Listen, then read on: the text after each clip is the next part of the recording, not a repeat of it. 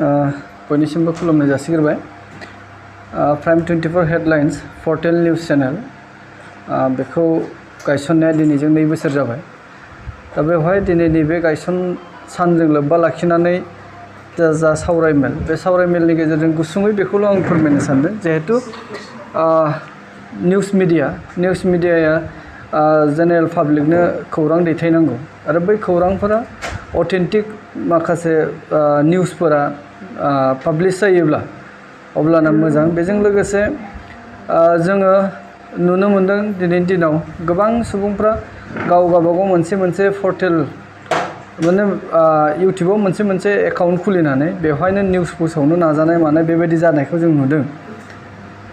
दा नैबेवहाय आंनिफ्राय आं बेखौ लुबैदों, जिहेतु गावखौ बा जायखिनु चेनेल हिसाबै जुदि बाहायोब्ला बेवहाय पाब्लिकनि मोजांनि थाखाय बेयो जानांगौ।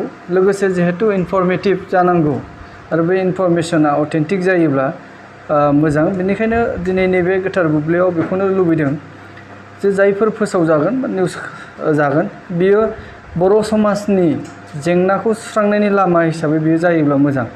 लोगोसे जोंनि बर' सुबुंफोरा मा आयदायाव जौगादों, बै जौगानाय आयदाफोरा मा होनो मिडियायाव पाब्लिश जायोब्ला मोजां। जिखुनु रोखोमनि आयदा, बे धोरोमानो बुं बा हारिमुआनो बुं बा सोलोंथायानो बुं, दा बेवहाय बैफोरबायदि आयदाफोरा गुवारै फोस्राव जायोब्ला बे जोंनि थाखाय मुलाम्फा गोनां जागोन होननानै आं सानो। दिनै प्राइम 24 हेडलाइननि नैथि गायसन सान। बे गायसन सानाव बाहागो लानानै जोबोर गोजोननाय मोन्दों। लोगोसे प्राइम 24 हेडलाइननि न'खरनिसिम धेमाजि जिल्ला दुलाराय बर' फरायसा आफादनि जानानै साबायखर जासिदों। उन समावहाय बर'नि निउज पर्टेलफ्रा जाहाथे बर' हारिनि जा माखासे समस्या, जेंसि जेंला आरो खना खनला गोग्लैसोना थानाय बर' हारिनि जा मोनसे दावगालुफोरखौ नोंथांमोननि रादाब बिजोंनि गेजेरजों बर' हारिनि गेजेराव गोरलै आरो थाबैनो बुजिनो हानाय बायदि गेबेङै रादाबफोरा ओंखारगोन बेखौ मिजिंथिदों। आरो दिनैनि बे स्किल डेभेलपमेन्टनि जुगाव नोंथांमोननि बे रादाब फोसावनायनि गेजेरजों गासै बर' हारिनि फारफ्रोम बिथिं, सोलोंथाइ बिथिं, समाज बिथिं आरो आबाद बिथिं, गासै बिथिंखौ नोजोर होनानै जाहाथे नोंथांनिफ्राय मोजां रादाबा ओंखारगोन बेखौ मिजिंथिदों। आरो नोंथांमोननि बे रादाब फोसावनाया जाहाथे गोरोन्थि गैयालासे गेबेङै आरो गासै हारिमु माहारिनि गेजेरावबो फोसावनो हानायनि मोनसे बेबस्था लायो बेखौ मिजिंथिदों। आउट अफ बिटिसिआव बुंनो थाङोबा प्राइम 24 हेडलाइन्सआनो गिबिसिन आरो फार्स्ट मोनसे चेनेल। बे हिसाबै माबायदि सापर्ट दं आरो रायजोफोरनिफ्राय माबायदि अनसायनाय मोनदों होननानै सानो?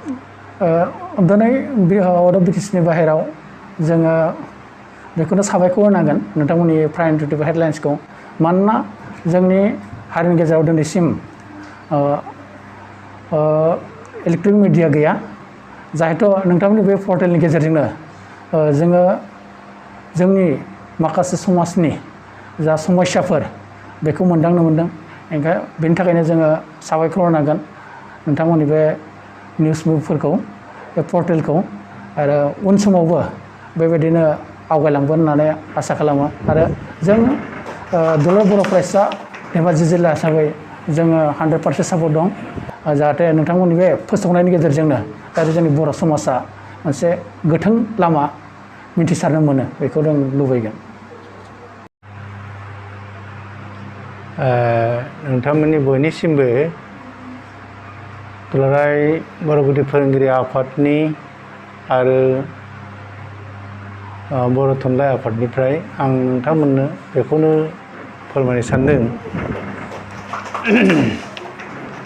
जिहेतु बर' हारिनि गेजेरावहाय मोनबो मोनसे बे रोखोम पर्टेल निउज सिस्टेम एबा निउज मिडिया एबा रेडिअ निउज इत्यादि बेफोर गासिबो बायदि बायदि बेफोर जोंनि हारिनि गेजेराव जोंनि अलखदखौ जोंनि खैफोद आफोदफोरखौ फोरमायनो थाखाय बा फोसावनो थाखाय मोनबो राहा गैया। दिनैनि दिनाव बे रोखोम निउस पर्टेलनि गेजेरजों जोंनि गेजेराव जानाय जाथायफोर जोंनि गेजेराव जानाय गासिबो माने मोनथिनो गोनां फोसावनो गोनां बाथ्राफोरखौ एसे फोसावनो हानायनि राहा मोनसे फैबाय। बेनिखायनो आं सानो दिनै जेरै आर'नाइ रादाब, बडलेण्ड बुब्लि, बडलेण्ड रादाब, प्राइम 24 निउस हेडलाइन्स बेफोर गासिबो जोंनि बर' हारिनिनो मोनफा मोनफा पर्टेल निउस।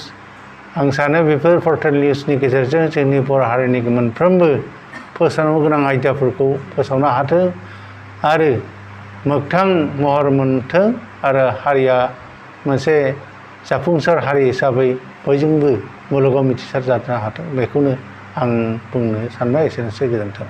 गोजोनथाव खौरां। क'क्राझार जिल्ला थिनालि लावरिपारायाव थानाय बड'लेण्ड एकाडेमि थिनालि फरायसालियाव 2021 आरो 2022 मायथाइनि गोदानै HS गिबि बोसोर आर्ट्स स्ट्रिमनि थाखाय मुं थिसननाय हाबाफारि सोलिगासिनो। बे फरायसालियाव हौवासा आरो हिनजावसाफोरनि थाखाय आलादा आलादायै हस्टेलनि खाबु दं। फरायनायजों लोगोसे फरायसालियाव गेलेनाय आरो हारिमु फोरोंनाय जायो। मुं थिसननाय प्रस्पेक्टास बिलाइखौ होगासिनो। जायखिजाया सोंलुनि थाखाय नैबे जानबुं नम्बराव फन खालाम 9101488399 आरोबाव 9101488399। बड'लेण्ड एकाडेमि थिनालि, क'क्राझार।